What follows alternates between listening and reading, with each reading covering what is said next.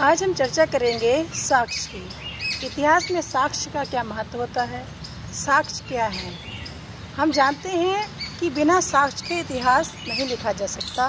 बिना साक्ष्य के इतिहास एक कहानी है। साक्ष्य की आवश्यकता इतिहासकार को इतिहास लिखने के लिए बहुत आवश्यक होती है। हमारे जो साक्ष्य होते हैं वो 3 प्रकार के होते हैं। साक्ष्यों के आधार पर ही इतिहास की परिभाषा हम लोग परिभाषित करते हैं कि तथ्यों पर आधारित यानी फैक्ट्स पर यानी साक्ष्य पर आधारित क्रमबद्ध ज्ञान को ही हम इतिहास कहते हैं। लेकिन ये साक्ष्य हैं क्या और ये कितने प्रकार के हैं, ये मन में सवाल उठता है कई बार कि साक्ष्य आखिरकार है क्या। तो साक्ष्य वे हैं जो हम किसी घटना का वर्णन करते हैं तो तत्कालीन समय में जो उस घटना को प्रूफ करते हैं तथ्य, उन्हें हम साक्ष्य कहते हैं। साक्ष्य 3 प्रकार के होते हैं, प्राथमिक, द्वितीयक और तृतीयक। प्राथमिक साक्ष्य जो हैं वो उन्हें कहते हैं जिन्हें जुटलाया नहीं जा सकता, जिन्हें किसी भी प्रकार से बदला नहीं जा सकता, जो जैसे हैं वैसे हैं। जैसे सिक्के, अभिलेख और मृण मूर्तियाँ या फिर हथियार जो मिट्टी में दबे मिलते हैं बहुत समय पहले के, वो सब। इन साक्ष्यों को कार्बन डेटिंग के द्वारा ये कितने पुराने हैं ये हम प्रूफ करते हैं। तो ये प्राथमिक साक्ष्य या तत्कालीन समय के इतिहासकारों के द्वारा लिखित जो किताबें हैं वो प्राथमिक साक्ष्य के अंतर्गत आएंगी। अब द्वितीयक साक्ष्य क्या है? द्वितीयक साक्ष्य में हम देखते हैं कि जैसे ट्रांसलेटेड लिटरेचर, जिनको ट्रांसलेट किया गया जो ओरिजिनल नहीं है। जैसे मान लीजिए हमें उर्दू पढ़नी नहीं आती है तो अब हम किसी उर्दू के जो राइटर होगा उसका हम इंग्लिश या हिंदी में जो वर्जन उसका है, ट्रांसलेशन है, उसको हम पढ़ेंगे तो वहाँ पर बहुत संभावना रहती है कि वो अपने बुद्धि के अनुसार उसमें फेरबदल या फिर वो अपनी समझ से उसको डिस्क्राइब करेगा, तो उसमें थोड़ा बहुत अंतर आने की संभावना रहती है ओरिजिनल से डुप्लीकेट। तो इस प्रकार के साक्ष्यों को हम द्वितीयक साक्ष्य कहते हैं जो किसी ओरिजिनल साक्ष्य की डुप्लीकेट कॉपी हो।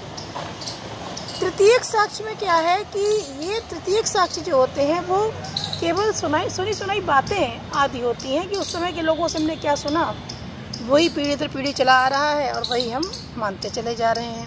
ये तृतीयक साक्ष्य है। जैसे भाट और चारण जो राजाओं के दरबार में रहते थे, कवि, भाट, चारण वगैरह, जो उनका जो बोलना है, जो लिटरेचर है, जो सदियों से आती हुई लोकोक्तियाँ हैं, किस्से वगैरह हैं, तो ये सब तृतीयक साक्ष्य में। अब इसको साक्ष्य क्यों मानते हैं फिर? तो साक्ष्य इसलिए मानते हैं जैसे भाट या चारण जो लिखते थे वो उसमें अतिशयोक्ति की मात्रा ज़्यादा होती थी, उसमें सच्चाई का पुट भी होता था लेकिन अतिशयोक्ति के साथ। जैसे मान लीजिए कोई लिखे कि वो राजा एक युद्ध करने के लिए गए तो उन्होंने एक तलवार की एक बार से 10 सिर एक बार में काट दिए। 10 सिर, एक वीर होगा राजा ये तो पता है, लेकिन तलवार की एक बार से 10 सिर एक साथ काट देना ये संभव नहीं है।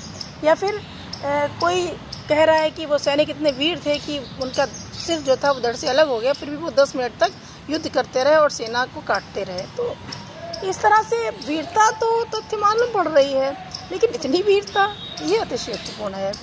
अब भाट और चारणों के द्वारा लिखी गई बुंदेले हरगुलों के मुँह हमने सुनी कहानी थी, खूब लड़ी मर्दानी बात तो झांसी वाली रानी थी, चमक उठी सन 57 की वो तलवार पुरानी थी, खूब लड़ी मर्दानी वो तो झांसी वाली रानी थी।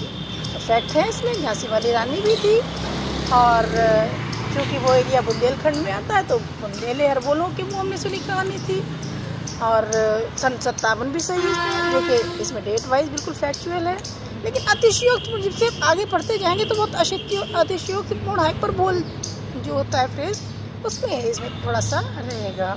तो इसमें से हम फैक्ट्स निकाल सकते हैं। तृतीयक स्रोत के ये होते हैं फ़ायदे। तो जो बिना साक्ष्य के, बिना सबूत के आप इतिहास लिख ही नहीं सकते। इतिहास तो छोड़ दीजिए, आप वर्तमान नहीं लिख सकते। जैसे अगर आपके पास आपके ज़मीन के कागजात नहीं हैं, किसी ने धोखे से साइन करा लिया, अब उसके नाम हो गए तो फिर कोर्ट तो साक्ष्य मानेगा। बहुत एक फिल्म आई थी उसमें आपने देखा कि जिंदा इंसान का मृत्यु प्रमाण पत्र बना के उसे मृतक घोषित कर दिया जाता है और फिर वो मारा मारा घूमता है, दर दर भटक रहा है कि नहीं मैं तो जिंदा। इंसान खुद बोल रहा है, सामने खड़ा है, लेकिन उसका मृत्यु प्रमाण पत्र लगा दिया चूँकि किसी ने जाली बनवा के, तो फिर वो एविडेंस वही माने जा रहे हैं। तो ये होते हैं साक्ष्य जिनका इतिहास में यानी अतीत में और वर्तमान में दोनों में बहुत योगदान है। बिना साक्ष्य के लिखा गया कुछ भी लिटरेचर, वो किस्सा या कहानी है, वो इतिहास नहीं है। Bye bye.